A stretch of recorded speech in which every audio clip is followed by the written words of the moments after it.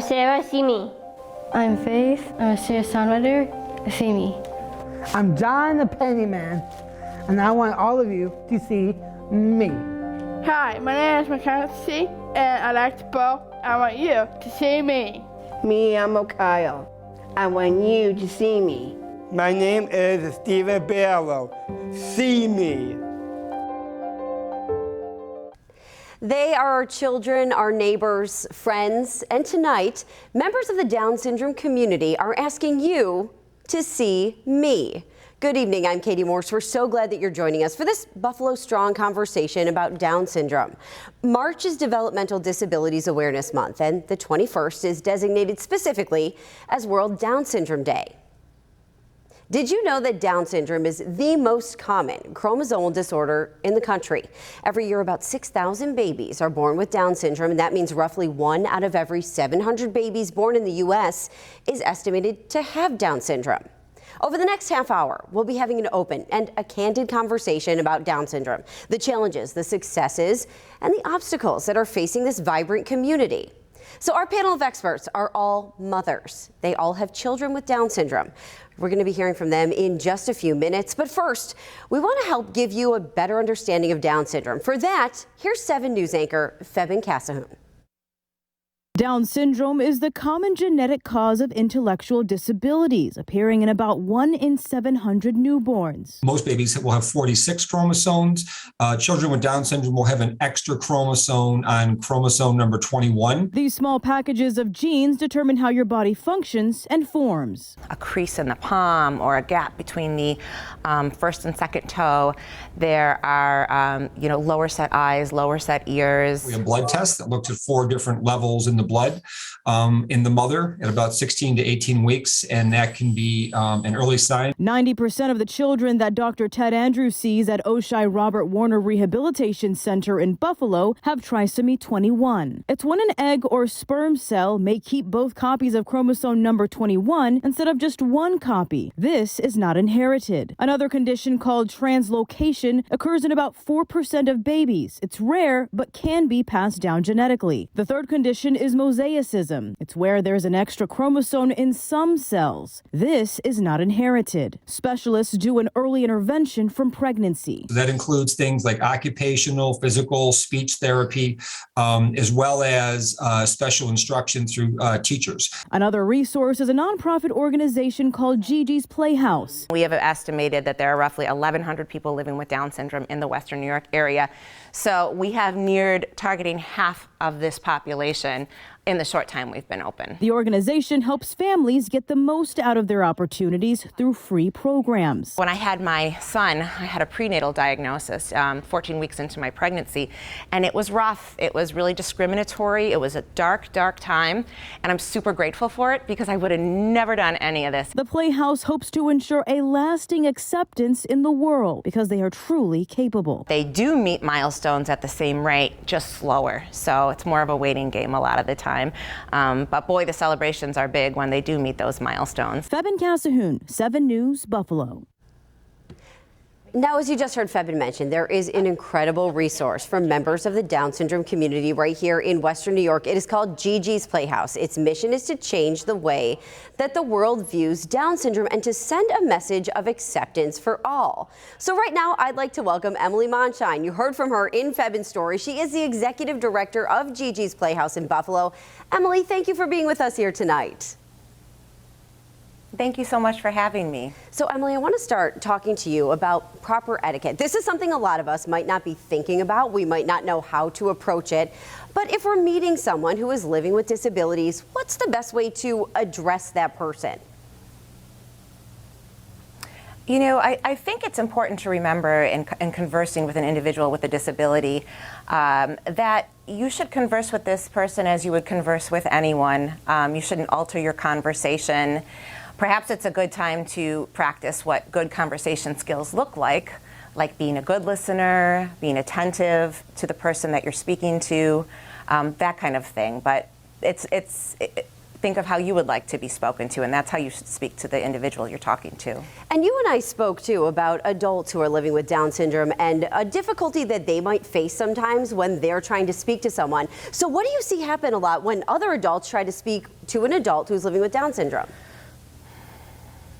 You know, a common mistake that people make is that they may speak to the parent of the adult with Down syndrome or the person that is next to them rather than the individual with Down syndrome personally. So it's really important to direct your conversation to the person who has Down syndrome. Another thing that I see commonly is sort of like a baby talk or a condescending kind of conversation where the content is altered and really uninteresting. Don't feel the need to do that. The person who has Down syndrome or the disability feels it, and it just creates an awkwardness. So just recognize the value of that person as an individual that's unique and amazing, just like you are, and continue with your conversation. And you and I have had this conversation. I think this is also important to address. How do we talk about someone who is living with a disability? What's the best way to talk about that and to place our words as we do have that conversation? You know, there are a lot of words that circle around the disability community, and everybody kind of prefers something different. I think there are a couple things to remember. When unsure, I would suggest using something called people first, language first, and that is when we relate to the actual individual before the condition. So instead of a Down syndrome student or a Down syndrome kid, it would be a student who has Down syndrome or a kid who has Down syndrome. This is recognizing the individual first. Another great rule of thumb is to ask the person how they would like to be referred to. Everybody has a different feeling about that. Another common thing that I see a lot is people trying to navigate when speaking to somebody with a disability, how to refer to somebody who doesn't have a disability. So a lot of times the word normal is used when we talk about someone who does not have the disability, but that can also be somewhat insulting. So I would suggest typically developing, or if you want to be really specific, neurotypically developing. That would be the way to refer to that. You know, the medical community oftentimes, or educators, might say high functioning or low functioning. Those are terms that are kind of insulting. Also, you know, when we're referring to a baby in utero, because we do diagnose Down syndrome during pregnancy, we don't call this a birth defect or an abnormality. We call it a condition, you know, the most common genetic condition, one that we're all so proud of, really. Yes. So, you know, and those are just some basics around how we speak to that. Yes. I think those are such important points, something that a lot of people don't recognize. And before I let you go, I just want you to tell everybody, what is Gigi's Playhouse? I just want them to hear about what a great resource it is. Yeah, so Gigi's Playhouse is a Down Syndrome Achievement Center where we provide free educational, therapeutic, and social programs for individuals with Down syndrome as well as their families. So we serve families from the prenatal period into adulthood. Everything is free, like I said, and you know, we're just here to support, and we want to change the way that the world views Down syndrome, and this is our mission, and we're just really proud of the community that we serve. Emily, thank you so much. I can say, having been to Gigi's Playhouse, what you're doing there is amazing. And it's so wonderful to know that we have that resource in our community available for so many people. Thank you so much for being here with us tonight. Thank you, Katie. And up next, we are going to have a candid conversation on inclusion. We're going to look at the impact they can have on kids of all abilities. So stay with us. You're watching the Buffalo Strong Conversation on Down syndrome.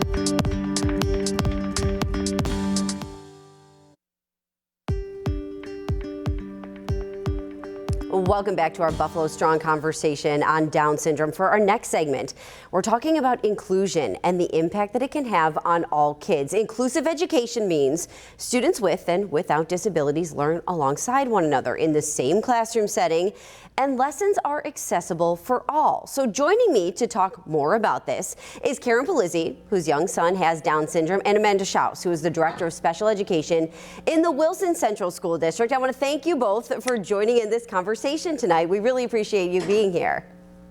Thank you for having me. Thank you for having me. Amanda, I want to begin with you because we just heard really what the textbook definition of inclusion is in schools. But yes, Katie, from your experience, what does that look like in reality, and does it work for everyone? Yeah, that's an incredibly complex and powerful question to ask.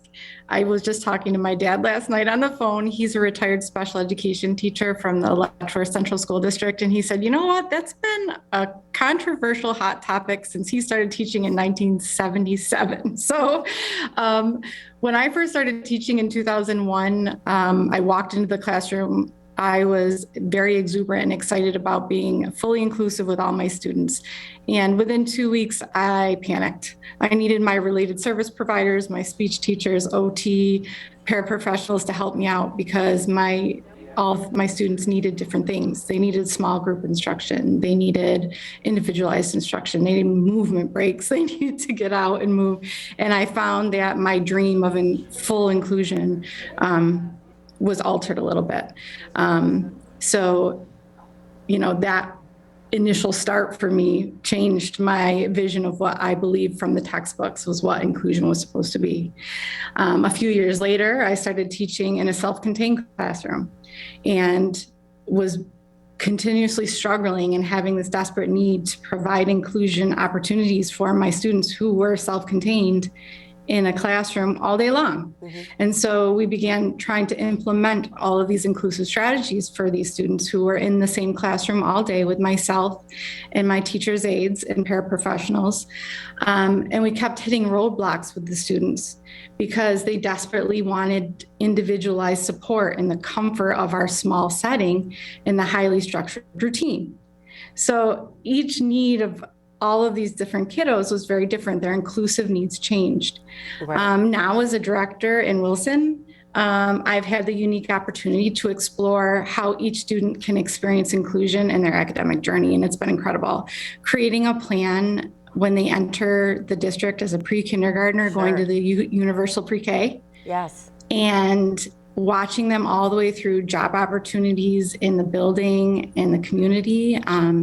Every child's inclusive experience is different. Great. And so go ahead, sorry. Absolutely. Oh, I was going to say, yes, it sounds like every experience is different and building that plan is so important. Karen, absolutely. Karen, I do want to ask you too, because you have a son who just started kindergarten this year. As a parent, what have you encountered so far? Why has an inclusive classroom been important to you? So, it's been a ton of positive with some negative. His teachers have been absolutely amazing. They've been very accepting. And from the beginning, they set the tone with Micah's peers. And that led his peers to be accepting. But I also found that a lot of his service providers and teachers lack basic knowledge about Down syndrome and how they learn best in general. What I encountered was this lack of understanding of the characteristics and commonalities. So I have really tried to be really proactive in providing information and resources. And we've been very fortunate that as teachers been willing to research, learn, and adapt her teaching for Micah. Right. But some of the negatives have been, I've felt a strong push in the very beginning to change his placement. Because I think that, it's a difficult thing to, make inclusion successful. So I found that they needed supports. Micah needs a one-to-one aid, and right now he doesn't have one. Right. It's a real common support that kids with Down syndrome are given in the classroom to make them successful. Because the reality is that he comes with developmental delays, and that requires accommodations and modifications to help him be successful. Absolutely. Yes. Yeah. And it sounds like it sounds like every child being so different. This is a conversation that we could continue to have over and over again, and absolutely. One that I think we have been having for decades and will continue to. But I want to thank you both so much for your insight, and this is something we will continue to stay on top of as well as the station.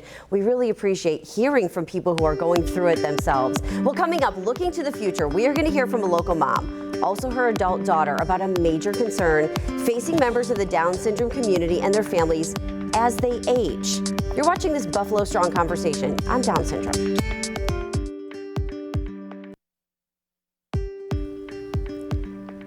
Welcome back to our Buffalo Strong conversation on Down syndrome. Right now, we are looking to the future and something that many see as a major obstacle for people with Down syndrome as they age. Today, the average lifespan of a person who has Down syndrome is approximately 60 years, which means Now they are often outliving parents or their parents' ability to care for them.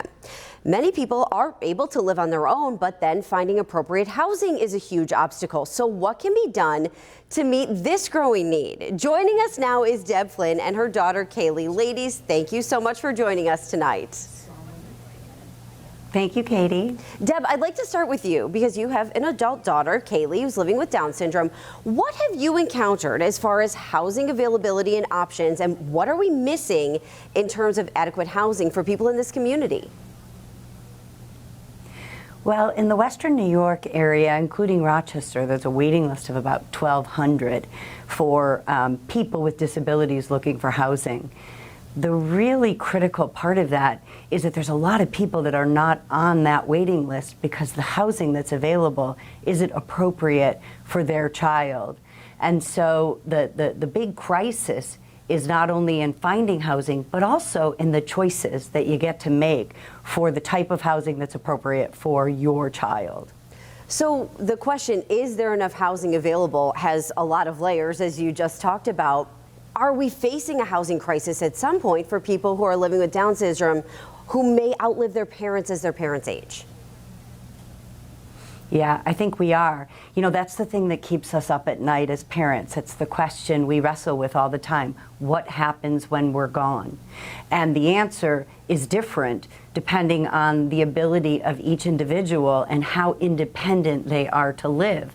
The more independent they are, there should be more choices. And the reality is there just aren't.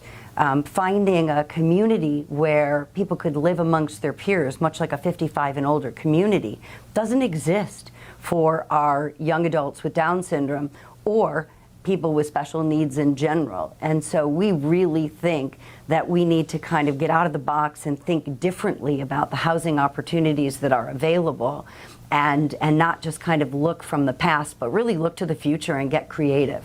Because it would be important for you to have your daughter, Kaylee, say, live among her peers. That's something that's an important aspect of her housing for you.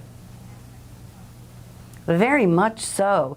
And what that does is living amongst your peers, just like it does for anybody else, really creates a quality of life that is important and integral to, I think, people really being able to be independent and also really face the challenges that they have together with a group that understands some of the challenges that our IDD community faces. Absolutely. And Kaylee, I want to ask you too, because I think it's so important to hear from you. If you could choose, what kind of living environment would you like? I would like to live in an apartment that's like around family and friends. Great. And how would you like to live? Would you like to live in a place by yourself? Would you like to live with other people? Tell me about the living situation you'd like. I would like to live probably by myself and have other people there to have like parties or something. Great. Yeah, absolutely. You know what, Kaylee, I think you speak for all of us when you say you'd like a place of your own, but also where you're around family and friends. I think it's something that all of us really appreciate and work for. Kaylee, Deb, I want to thank you both so much for joining us. You really bring a lot of insight to this. I think it's a very important topic, and I'm happy that we're able to tackle it. Thanks, Katie. Thank you. Thanks so much.